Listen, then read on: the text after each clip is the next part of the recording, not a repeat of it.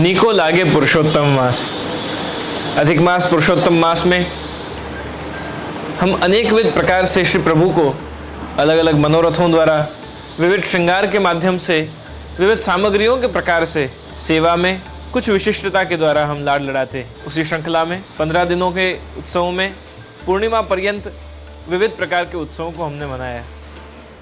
अब आने वाले 15 दिनों में भी इसी प्रकार से जप, भगवत नाम सेवा, भगवत स्वरूप सेवा में विशिष्टता, अधिकता कुछ करते हुए अधिकस्य अधिकम फलम। वैसे तो पुष्टि जीव फल की अपेक्षा नहीं रखता है, सेवा ही उसके लिए फल है। श्री हरिराय जी तो बारंबार यही हमको उपदेश देते हैं कि वष्टिमार्गीय वैष्णव के लिए, जीव के लिए सेवा ही परम फल है।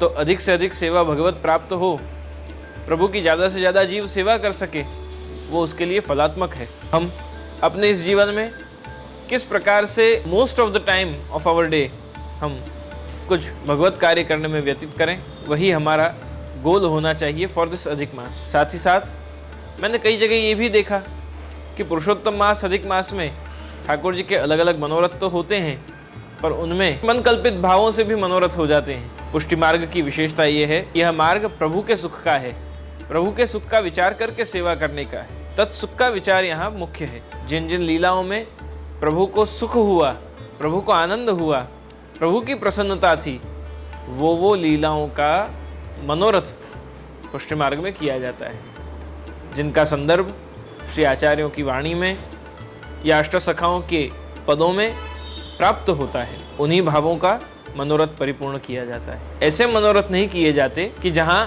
प्रभु को श्रम हुआ हो। जस्ट फॉर एन एग्जाम्पल, गिरी कंदरा का मनोरथ हम कर सकते हैं, जिसमें सुंदर श्री गिरिराज जी की कंदरा में, तरहेटी में श्री प्रभु विराज रहे हैं, पर गोवर्धन धारण लीला का मनोरथ नहीं होता है, पूतना वध का मनोरथ नहीं होता है, कालिया नाग दमन का मनोरथ नहीं होता है, चीरहरण का, यमुना पुलिन का, यमुना तट का जरूर मनोरथ होता है। जिन जिन असुरों को मारने में, जिन जिन लीलाओं में प्रभु को श्रम हुआ, 7-7 दिन तक प्रभु को गोवर्धन पर्वत धारण करके विराजे रहना पड़ा, तो उसमें प्रभु को श्रम हुआ। पुष्टि जीव तो ये चाहता है कि प्रभु को श्रम न हो, उनको सुख पहुँचे। इस भावना से मनोरथ करने चाहिए।